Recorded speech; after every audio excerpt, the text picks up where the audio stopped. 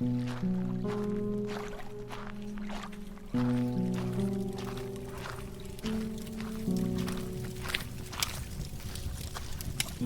travelers, to my realm of nightmares. Allow me to be your personal assistant. Come in, take a seat, get comfortable. For when you step into my realm, there's no stepping out. Hello, travelers. PA Nightmares here. I've noticed that over 30% of my viewers are not subscribed to the channel. So, if you're a new or a returning viewer and you haven't subscribed to the channel, please consider hitting that subscribe button. And if you like what I do, liking the video and commenting as well, as it really helps push this video into the algorithm and it really does help the channel grow.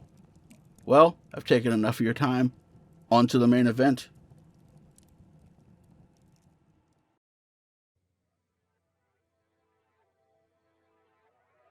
Finally, I'm able to update you guys. I would have done it sooner if it weren't for those FBI bastards showing up.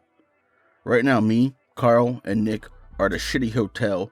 It smells awful, but at least there's Wi-Fi. But I can't be online for long. So a few days ago after my last post, these black SUVs with tinted windows came into town. Nick and I were working a shift with Mr. Formaggio, while Mrs. Formaggio was out getting us ingredients. It was in the middle of me and Nick's shift when one of them parked in front of the store. We also saw that more of them seemed to be stopping and parking in front of other stores. But not just other stores, homes as well. Two blurry looking bald men stepped out and entered our store. Both were wearing business suits, and one of them had a pair of reflective sunglasses on. "Can we help you?" Mr. Formaggio asked. The two men showed us their badges. "We're with the FBI and wanted to ask you folks some questions," the one with sunglasses said. When he said that, Nick and I exchanged a concerned look. Thankfully, none of them noticed. "What sort of questions?" Mr. Formaggio replied. "A few days ago, we received reports of strange lights that could have been seen hovering over your town. The reports were made by people in a neighboring town. Do you happen to know anything about that?" Mr. Formaggio didn't know about Zul. He ended up encountering him a day after my last post. He nearly had a heart attack when he saw him, but Carl was able to convince him that Zul meant no harm. "I can't say that I do," he replied. "Is that right? Well, I'm sure you folks won't mind if we take a look around. Oh, and I'm sure I don't need to inform you that you can be punished for lying to the FBI." "I'm well aware of that. Can I get you anything?" "No, thank you. We're very busy," he said. Then he and his partner left. Now, we were pretty pissed. The reason being, we've been trying to get the government involved to deal with these weird creatures in town for years now. But they never responded. It's like, "Oh, freaky monsters that can rip you apart?" Pfft, whatever.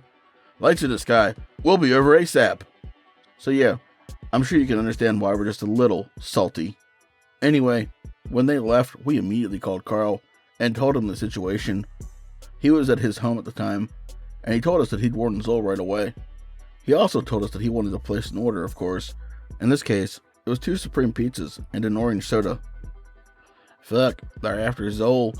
Who knows what they'll do to him if they find him," Nick said once we were off the phone with Carl. "Relax. They don't know about him. If we keep quiet, everything will be fine. And besides, if they stay overnight, they may be more likely to help with our monster problem.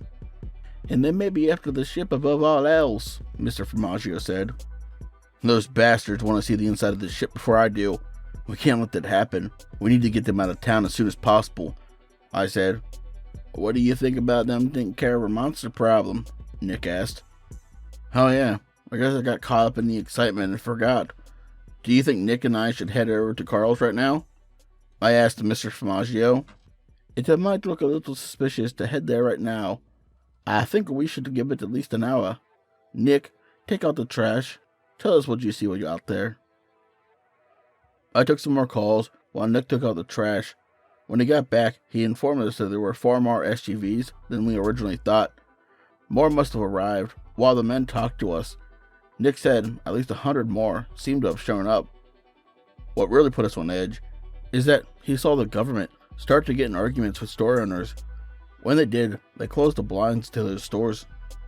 Shit, I hope that doesn't happen to Carl, I said. He doesn't trust people involved with the government, which is ironic given his potential background. I don't know much about it, and haven't asked out of politeness, but I've heard rumors around town that he has some military background. If he does, I haven't found any record of him serving, and he may have a distrust of the government due to a supposed service. Anyway, we had a small rush, which made that hour go by pretty quick. Once it died down, me and Nick drove up to Carl's. Along the way, we saw some government officials stepping out of homes, one of which seemed to be wiping some blood off his face. We arrived at Carl's to see 2 SUVs parked in front of his fence. Well, this can't be good, Nick said as we got out. He walked while I used my crutches. We went into his yard to see him surrounded by 4 agents. His hands were cuffed behind his back, and one of the agents had his foot on his back. Nick was about to call out, but I shushed him, then gestured for him to sneak around and go into Carl's house. The agents were too focused on Carl to notice, and I would have just slowed Nick down. He gave me Carl's pizzas and soda to hold, then made his way to his front door. He made sure to keep on the grass so that it wouldn't make any noise. I heard the agents yelling at Carl, asking him about the ship. Carl responded that he didn't know and that they could fuck themselves. One responded by grinding his shoe on his temple. It was at that moment I decided to do something. I figured Carl would prefer the pizzas over the soda, so I chucked the 2-liter at the agent's head, who had his foot on Carl's temple. The bottle burst open, soaking his head and suit in orange soda. Some even got on the other agents. They stared daggers at me.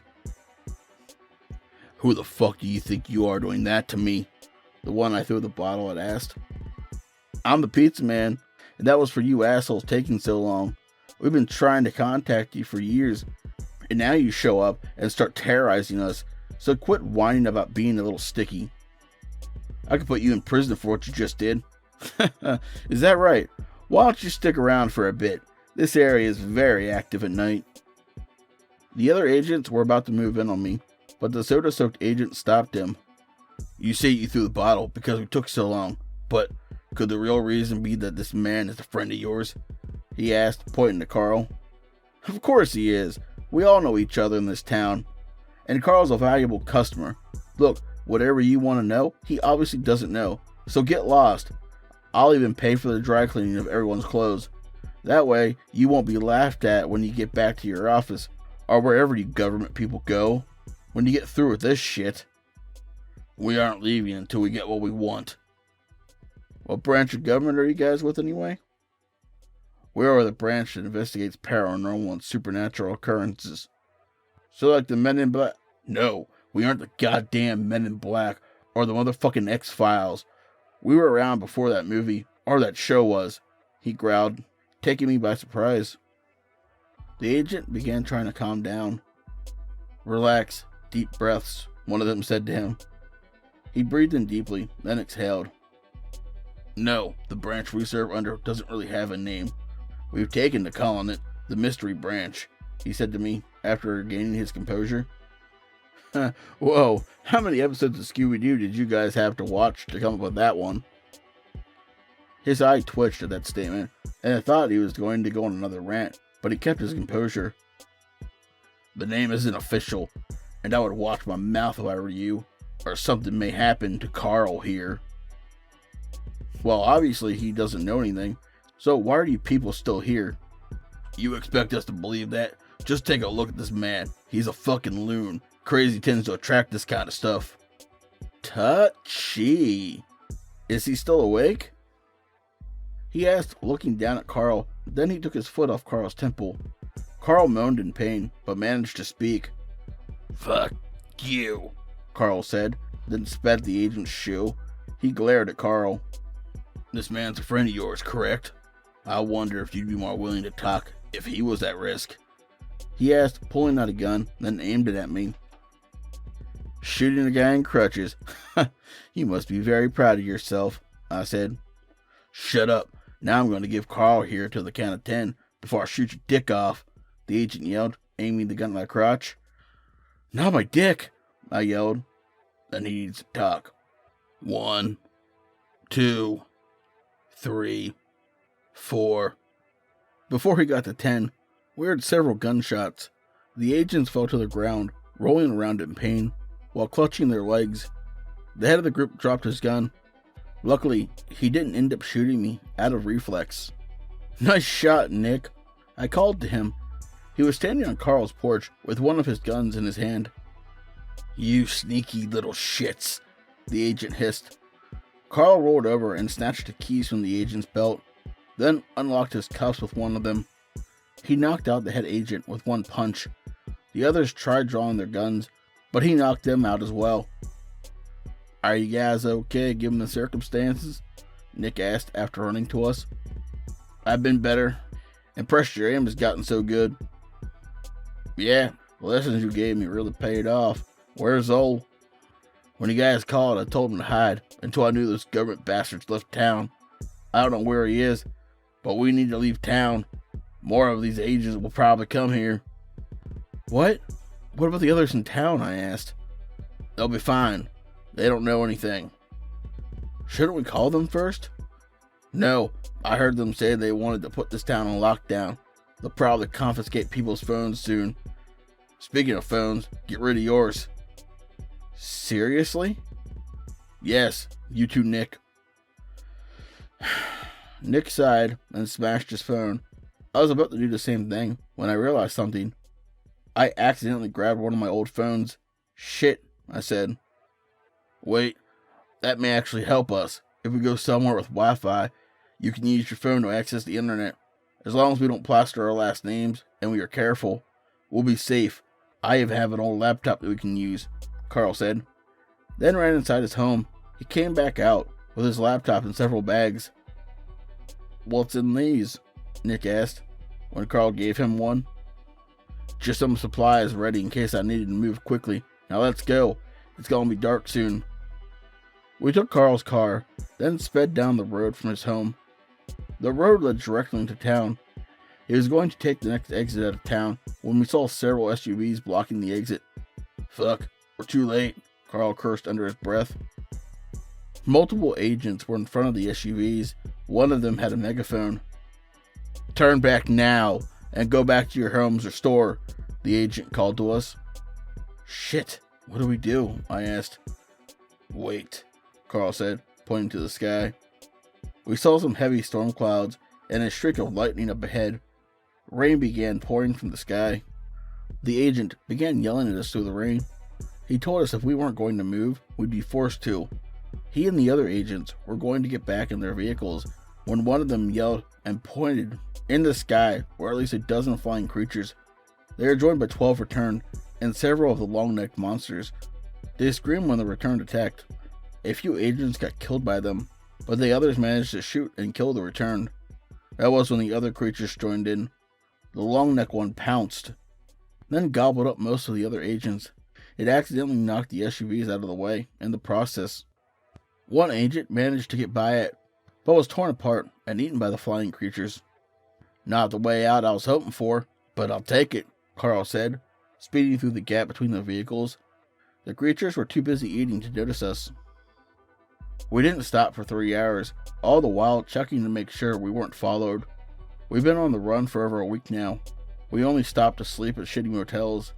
Carl carries a lot of cash on him, and we've made sure to use aliases anywhere we stay. We've been making sure to take turns keeping watch. By typing this, I'm sure you can guess it's my turn to keep watch. I don't know what we're going to do. We have no way of contacting anyone in town without being tracked, and we have no idea when or even if those government guys will leave. I asked Carl what we should do, and he just told me that he knows a guy that we can see. He won't elaborate, no matter how much Nick and I ask.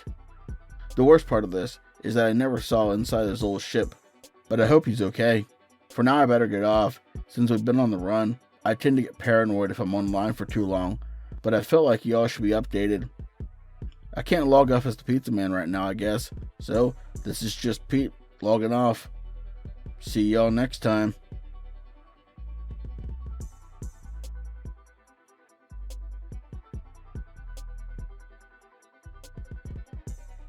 I would like to thank tonight's author or authors for allowing me to use their works. If you enjoyed this, the authors' links will be in the description below. Please check them out and let them know PA sent you. Also, if you like to walk around representing my realm and gaining new travelers, the links to my merch store, my website, and all my other social medias will be in the description below. As always, I'd like to say a special thank you to all my lovely Patreons. All of their names will appear on screen. I'll make sure to put all their links in the description below so you guys can check them out as well if you'd like. But as always, travelers, once you step into my realm, there's no stepping out.